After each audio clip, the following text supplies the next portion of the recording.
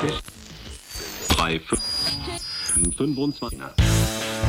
this episode, we discuss the question of identity in Thailand and to what level foreigners should be treated as Thais. So if you've ever thought you deserve to be treated the same as a Thai person, you'll be interested in this episode of the Bangkok Podcast.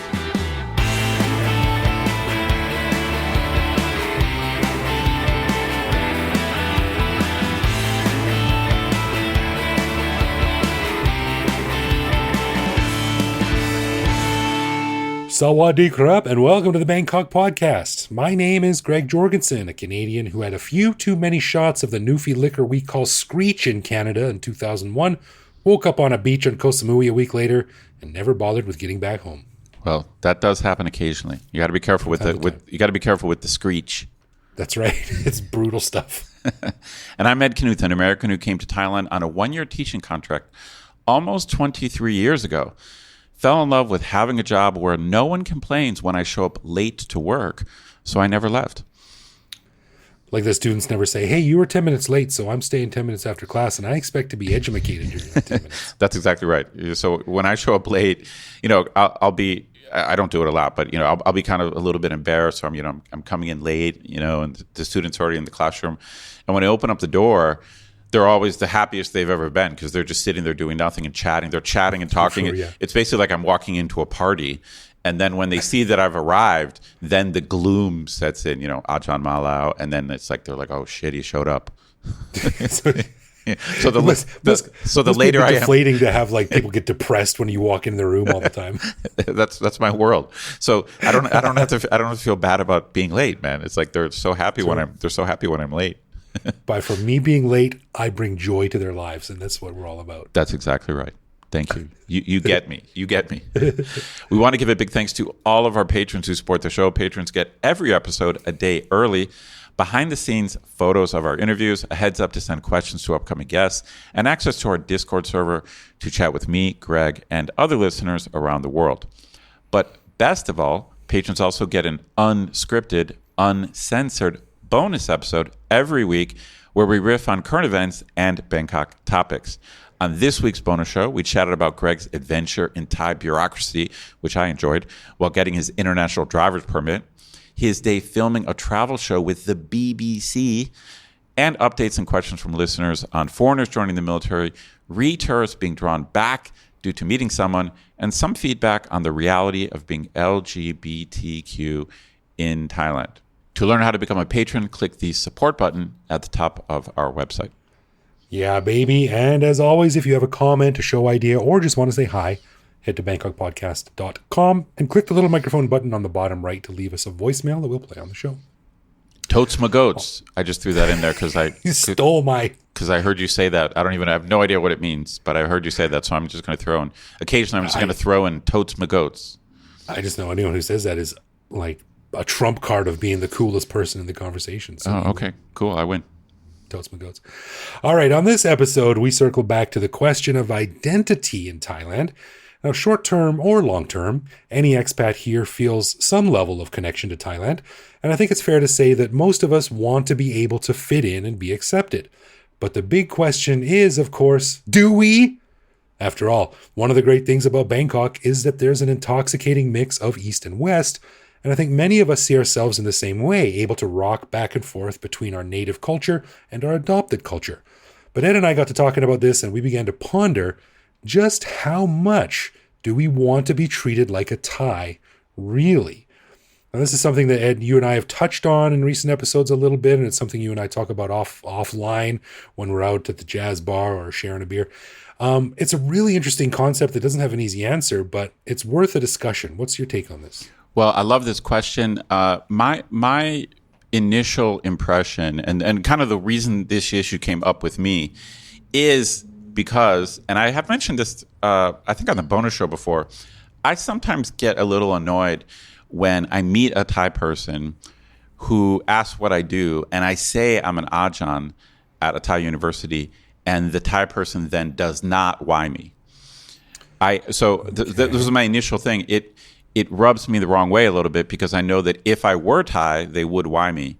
And then I also realized it's not even just Thai Thai people that I meet, I was talking with some of my fellow ajarns at the university, all of whom are expats, are farang. And it's very obvious to us that the staff in our office, they definitely treat the Thai ajarns with more respect than they treat us. Now, it's not like a huge problem. They're not like just rude to us, but they really kind of sit up to attention when one of the Thai ajarns walk in. Like they clearly like just relax around us and they joke around with us more. But it does sometimes affect work. Like sometimes we ask the staff to do something and they kind of bitch about it, and they would just never do that if one of the Thai ajarns asked them to do it.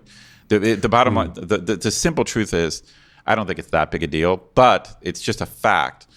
They treat Thai ajarns better than they treat the foreign ajarns. And so this led me to start thinking, hey, like how long do I have to be here before I get treated the same way a Thai person would treat another Thai person? So my initial thing was this idea that, hey, I've paid my dues. I've been living here a long time. I try to follow Thai cultural rules. When I meet an older person or a person of higher status, I why them. I'm following the Thai rules. So I want Thai people to treat me as a Thai. So that was kind of my initial take. But then you and I started talking a little bit more, and so what's the next? How do you take the next? So I mean, do you sometimes feel what I'm feeling? Like you're like, damn it! Like why can't they just treat me? Well, right. How come they're not whying me? Do you sometimes feel this? I think that the central crux of this argument is really fascinating, because I think it's very easy for us, especially after you've been here for years and years and years, you start to feel like you said, like I've paid my dues. I've got enough street cred here that I can now be considered, maybe not Thai, but pretty close as, or at least I have the status where I really deserve the same respect. I deserve to play by the same rules. I deserve to be treated the same way. I understand how things work here. Right. So I have no experience in the military, but I feel like I have heard this. I'm sure it was from a military movie. But I've heard in the military, you salute the rank, not the man. So if you don't like a colonel or whoever, like you still have to salute them. And Same with being a monk. Right. It's all about the rank. And I am an ajarn at a proper Thai university, full status. So to me, it shouldn't matter who I am. The fact that I'm white or I'm American, it shouldn't matter. They should, quote unquote, salute my rank. They should why me. But that actually is actually a Western way of looking at it. So you and I have both done a little bit of research here. We've actually spoken to some real live Thai people. Yeah, you're right. And it's funny that the why has become, like, we started off with that as like the benchmark, because it is sort of like the overarching Thai-ness of everything. Like the why is complicated, it's deep, it's got a very serious cultural resonance. So it's interesting that has become the issue that all of this is swirling around. Well, it's a benchmark, like you said. It's almost like it's a benchmark for respect. I mean, there's a lot of things that go into respect. But in Thai culture, the why is the simple summation. It's the summation of respect. Right. So I work with two lovely ladies, and I asked them what they thought about whying a farang. I said, do you why foreigners? What do you think about that? And I recorded our conversation really quickly. It's just on my iPhone, so it doesn't sound as awesome as our microphones do here. But check this out. This is just a short conversation I have with my colleagues Aum and Nonglak about whether or not they why foreigners. So I'm here with Aum and Nonglak. Let me ask you a question. When you meet a foreigner, a farang, would you why them as a greeting or not? No. We never why farang first. No? Not even like an older person? Like, I'm clearly older than you. You would not, if you didn't know me? No. No? I don't think we would even why another Asian, black hair. Really? Yeah. Who's not Thai. Oh, really? Okay. Yeah. Okay. So we wouldn't why any foreigner. What about if they were introduced to you like, hi, this is my friend Joe. He's a doctor or a teacher or prime minister or something. If it's a very high status position, would it matter? It would not matter. Really? Nonglak? No. No? And what if the farang why'd you first? Hi, this is my friend Nonglak, and I why'd you. you would Y back but that would be sort of like a reflex. Yes. It wouldn't come from like, Instinct. yeah, like, okay, this is someone you need to respect. This is someone you Y to show your respect. It would just to Y back. It would just to be a reflex. Like, okay, he Ys you, then you Y back. Right. That's it. I think the concept coming from like we are not sure if the person gets the meaning of it. Right, okay. That's why we don't really initiate the action. Well, there is a deep cultural meaning to it, and I guess someone who's not really familiar with Thailand might just see it as sort of a cute little Gesture. like you go always see- around. Khop kun ka. You always see buying farang in things. 7-Eleven, they Y Yeah. the clerk and stuff Yeah. like that. So Yeah. they might think of it as sort of like a cute little cultural quirk, whereas for you, it's much more meaningful than that. So you wouldn't even bother to get into that. All right, that's interesting. So if I Y someone and they don't Y me back, I should not take offense. Nope. Not at all. All right. Thanks, guys. Wow, that was interesting because I also spoke to a friend of mine who's Thai, had a lengthy conversation with her, and she basically said exactly the same thing. And the way that Really? Yeah, the way that she explained it is that from a Thai person's perspective, they really just think of farangs as being in a different category. So it's when for example, they don't Y foreigners. So she basically said the same thing. She just tends not to Y foreigners at all, even if they're clearly older or higher status. Unless they Y her first, then she'll Y back, out of to show some respect, like reciprocity. Right. So I asked her, when you don't Y, let's say, a foreign doctor, even though they're higher status, is the reason you don't Y them because you think they don't deserve it? And she said, no, it's not that at all. It's not about that. It's just that they're not Thai. And so I think in the Thai person's mindset, they're definitely not looking down on foreigners or sometimes I get the feeling when Thai people don't Y me, even though they know I'm an ajarn, that they somehow think I'm not a real ajarn or I'm not the same as a Thai ajarn. Like they're putting Thai ajarns above me, even though I have the same status and education they do. So to me, it sometimes feels like disrespect. But I don't think it is. Or I don't think Thai people are saying, these crappy foreign ajarns, they're not worthy of the same respect as Thai ajarns. That's not what's going on. It's just... Oh, really? So do you think that the crappy foreign ajarns, like I used to be, like I have no business teaching. Like, do you think those sort of Khao San Road teachers have diluted the respect pool that real ajarns draw from? I don't really think that's what's going on. I mean, I don't. I mean, it can feel that way. So when you see Thai students treating Thai teachers with more respect than they treat their foreign teachers, as a foreign teacher, you feel like you're being put down. But I actually, from talking to Thai people, I don't think that's what's going on. I think that they simply put foreigners in a different category. And I liked how in your interview she mentioned that it really would apply to an Asian person. So it really has nothing to do with race. Like you and I have a tendency, when we think of expats, we tend to think of Europeans or white people, even though, of course, that's not correct. Right. But so I like how she threw in that it really would apply to anyone they knew is not Thai. Even if they were Chinese or Japanese, if they knew they're not Thai, they're not going to Y them. So it's not meant as disrespect. It's just meant as you're not Thai, so you like our rules don't apply to you, and so it's so something else is going on in their mind, even though not Ying someone is disrespectful in Thai culture, but that only applies to Thai people. So if they did not Y an older Thai person, that would be disrespectful. That's right. Yeah, totally. That would be a clear breach of protocol. That's right. But what your friends have said and what my friend have said is that's not what's going on at all. It's just that it's kind of just that foreigners are just outside the bubble, and it's just different rules. Different rules apply. So so this is helpful to me to have figured this out. My take before asking about it, I didn't really think that, for example, the staff at my university, I didn't think they really meant to be disrespectful. I got the impression that they kind of liked interacting with us more because they could relax. Like the bottom line is they definitely joke around with us more than the Thai ajarns. And the Thai ajarns, the Thai ajarns don't joke around with them. It's like, so they have a kind of more serious relationship. And then with us, the foreigners, it's like it's more jokey and fun.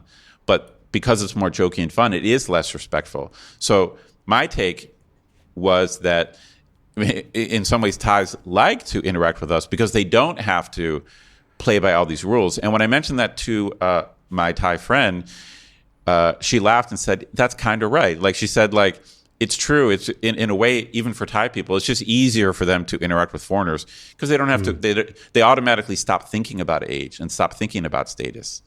It must be a little bit of a bummer to always have this sort of cultural expectation foisted upon you whenever you go into a social situation. Like we don't really have that.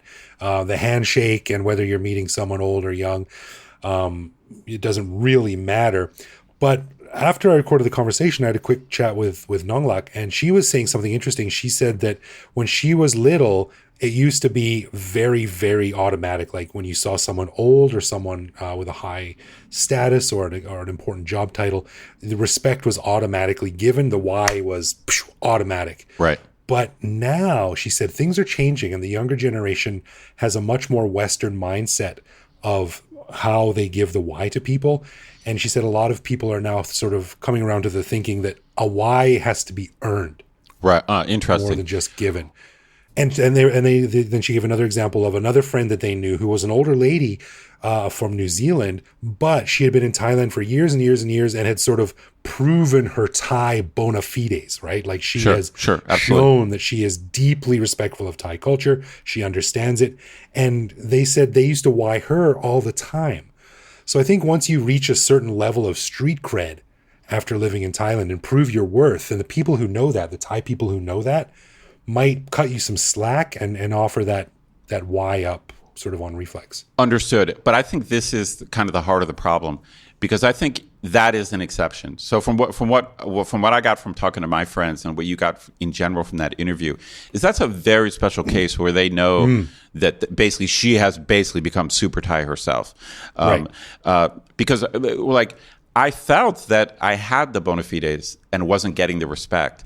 But I think in general that's like a rare exception where they just know someone is deeply assimilated. So I think in general, it's not a commentary on how much you've assimilated. It's just the fact that you're not Thai. It's not a commentary on like you're not one of us specifically. It's just, so it's not meant as disrespect. It's just the way Thai people categorize things in their head. Yeah. It's just farangs are just a separate category. And so the rules don't apply. And I think in some cases, Thai people actually like it because in a way it's actually even easier for them because they don't have to worry about how old you are or what your job is. So it's actually easier. But this led you and I to like another twist to this whole saga, which was, the initial framework was, hey, I want to be treated as a Thai person. But then the more you and I thought about it, we realized, wait, shit, if I was treated exactly like a Thai person, then I would have to do all the stuff that they have to do. Yeah, man. I mean, there's a lot of baggage that comes with it. There's a lot of cultural responsibility that it might be nice to be able to avoid. And, especially after you've been here for 2 decades or longer, and you are clearly being left out of the little Thai clique. You're like, hey, I've been here 20 years. I know how Thailand works. I want to be treated like a Thai person. And they're like, all right, we see you at the temple at 6 a.m, and we expect you to do this and this and this, and you got to do this. That's and you're right. Like, whoa. Okay. Actually, I'm happy being on the outside on this one. No, you're totally right. It's what I realized the more I thought about it and the more you and I talked about it is that there's a lot of social responsibilities and kind of almost ritualistic obligations that come with being 100% Thai. And it's funny, I hadn't thought about this in a while, but, because I've been at my university for 15 years. But I kind of forgot that I'm actually exempted from a whole bunch of stuff that the Thai ajarns have to do. I wouldn't say it. Maybe I shouldn't say a whole bunch, but there's probably maybe 3 ceremonies or just things going on during the year that they send a notice around, and like the staff will just say, hey, Ajarn, don't worry about that. And it's some ritual. It's like, oh, this person is coming and some monks are going to be there. And the Thai Ajahns have to show up, like you said. So you don't get mad and be like, no, I want to show up and sit cross-legged on the floor for an hour and a half. That's right. No. Holding a flower between my clasped hands. No, I realized that I'm actually quite happy to be outside the circle, outside the bubble. Right. So it's fascinating. And this goes back to kind of your intro, where, to be honest, the true joy of being an expat in Thailand is our ability to kind of enter and exit the bubble. In other words, there are certain things where I definitely want to be treated as a Thai person. I deserve a certain amount of respect or whatever. Right. But I also want to be able to kind of step out of it and say, hey, I'm not Thai. Like, I don't have to go to this ceremony. I don't have to do that. Like, I don't want to be bound by all your obligations. Where this is most visible, I saw today on the way home from work, and I was walking up to the BTS, and there was someone on the side of the street handing out flyers, Thai language flyers. And every Thai person got one, and then when I walked by, they didn't even bother sticking their hand out. So I didn't have to deal with this piece of garbage that someone gave me, and that's nice. That's nice because they just assume this guy doesn't read Thai, and in this case, they're correct. So I don't have to deal with that little hiccup on my way to going home. Correct. But there's a lot of sort of assumed, like you said, rituals here that we might be happier avoiding. So I think when we get uppity and say like, how dare they? I've been here 2 decades and I demand respect on some level. I think we need to check our privilege and understand that we're in a pretty lucky position.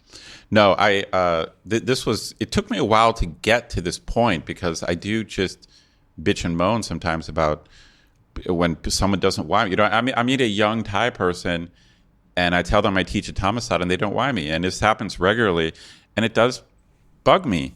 But after further analysis and deeper thinking, I think just the pros outweigh the cons of, like, so if you kind of gave me the actual choice, okay, from now on, you're going to be treated 100% as a Thai person with all the duties that comes with, I probably would say, okay, I think I'm good. I think I'm good where I'm at. You know what I mean? Let me flip the situation a little bit here. Now, imagine if you were at a party or a barbecue or something like that, and you were introduced to a Thai person who you knew was educated overseas or was very familiar with Western culture, spoke English very well. Would you ever go in for like the big handshake, like you put your hand way out, and or like the one shoulder hug where you pull them in, like I don't think so. Yeah, Western acquaintances do. Yeah, I don't think so. No? And I don't think it's funny. If you actually do a perfect mirror image, we would have to imagine a Thai person in Canada or the U.S. Right. And the bottom line is, I was thinking this is a mirror image, but in a way, it's not really a mirror image because it's just because Western culture is just based on equality. So of course, if we saw a Thai person in the U.S., we would just treat them like we would treat an American or Canadian. We would shake their hand. Right. I wouldn't feel compelled to follow their rules in my country. But in Thailand, what's going on actually is Thai people are treating us as they're starting to follow, when they interact with us, they're following Western rules. They're not following Thai rules. Until I got the deeper understanding that according to Thai rules, farangs are just outside the bubble, or expats are outside the bubble. So they're not breaking their own rules. Like, I interpret it as, hey, these Thai people are breaking their own rules, but they're not. Like, according to their rules, like whying and all these other things, it doesn't apply to foreigners. Both the privileges and the obligations just don't apply to us. Yeah, it's super interesting, man. And I always come back to back in the day when I was one of those scammy teachers that we talked about earlier. And I would show up at 9:30 and teach for 3 or 4 hours for the day and then leave at 3:30. And but I always noticed that the Thai teachers, they had to be there at 7. And most nights they stayed until 5, 6 o'clock doing extracurricular stuff or making little flowers for the ceremony the next day or something like that. Sure. So I was very aware of the special position that I had. And we always need to remember that we're very lucky, and we're the ability to be able to rock back into like being a Thai-ified expat or just a Westerner in Thailand is. That's right. We need to appreciate that. We can't forget how lucky we are to be able to do that, because we Agreed. don't have these familial obligations, family obligations, cultural obligations, work That's right. obligations, Yeah. hierarchical obligations. And it's nice to be able to understand them, but it's also nice to be able to choose not to be involved with them. That's right. The bottom line is we have an opt-out button that Thai people don't have. And I think a lot of Thai people sometimes they wish they could press the opt-out button, but they can't. but they can't. but we have that button. Yeah, and it's usually in the form of a dumb foreigner card. I don't understand. Okay, I don't speak. Ritual, like what do I have to do? Yeah. So we are lucky here, and just another reason to enjoy our lives here and give thanks that we are able to exist in this slightly rarefied sphere of influence. Agreed. Yeah. All right, let's do something we call Would You Rather, where one of us picks up two contrasting situations tied to Thailand to debate and choose which one we'd prefer. So Ed, this week, it's over to you. All right, man, I'm going to revisit an old topic, this problem of public transportation, specifically taxis who don't want to take you where you want to go. Now, I know you're a driver and you often drive yourself, but we're assuming you don't have your car. Maybe the MRT or BTS doesn't go where you want to go, so you're in a situation where you got to turn to the taxis. I had a taxi last night. I had a few glasses of wine, so I was responsible. Took a taxi home. There you go. Okay, so here's my question: you and I have discussed different solutions to the problems, whatever, and in very rough terms, one solution would be just raising the minimum of what a taxi costs, but then you get the certainty of a taxi definitely taking you. So imagine if we just upped it from a minimum of 35 to something higher, 50, 60, 70, but the bottom line is they had to take you. Okay. Versus an app or something where every ride can be negotiated. So that's often a proposed solution is, and there are some apps that allow you to negotiate rides. Like just say where you want to go, the 10 nearest taxis just say, I'll do it for 150, I'll do it for 175. Or do you just like would you prefer just the simplicity of you can get in a cab, he has to go where you have to go, but it's more expensive? For me, easy, simplicity. I'd rather pay for a little bit more for better service. Now, I think part of that is due to age. If you had asked me this question like 10, 15 years ago, I probably would have said cheaper. But this was back in the days when I was like buying pirate software at Pantip Plaza and like counterfeit shirts and shoes and stuff at Pat Pong and stuff. So I was all about saving money if I could cut corners a little bit. But now in my older, quote unquote, wiser years, I'm willing to pay a little bit more if I know I'm going to get some quality service. Yeah. Okay, interesting. I think I probably come down the same way. But it's funny. I have you and I have a mutual friend who in the past has been kind of on the same page as us that he doesn't believe you should negotiate with taxis, but he's recently kind of switched sides. And what he does is he checks how much something would be on Grab, and then he just starts offering that to taxis. And so it's like because he just feels like this approach is best and it's more fair to the taxi guys that they can potentially make more money. And it's weird. It's like I think that the advantage of the market. The problem is when you're the taxi customer, you always feel the odds are stacked against you. But of course, that's not the way the market works. Like the bottom line is, if we just had an app where 10 taxis had to negotiate against each other, then it could end up being cheaper. Because sometimes there's 5 guys that want to give you a ride, and now it's to our benefit. Interesting.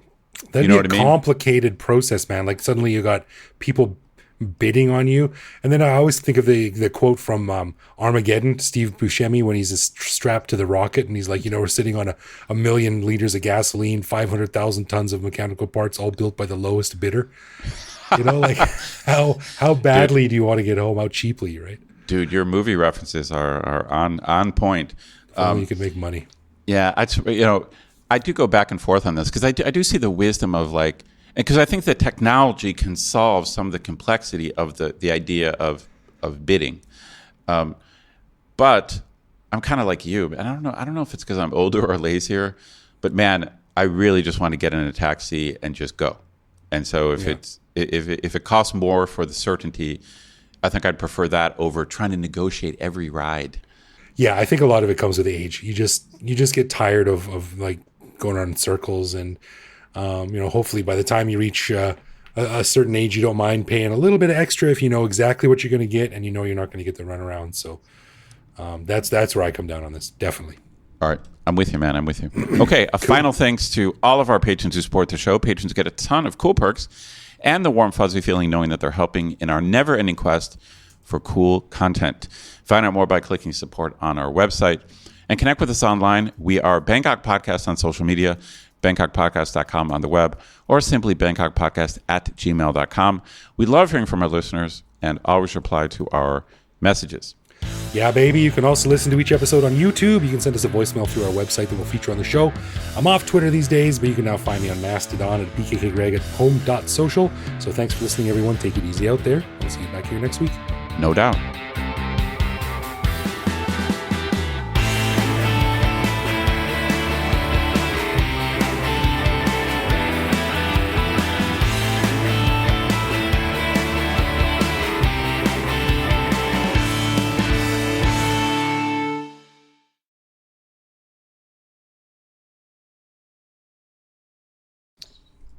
I see the new Fast and Furious movie is on the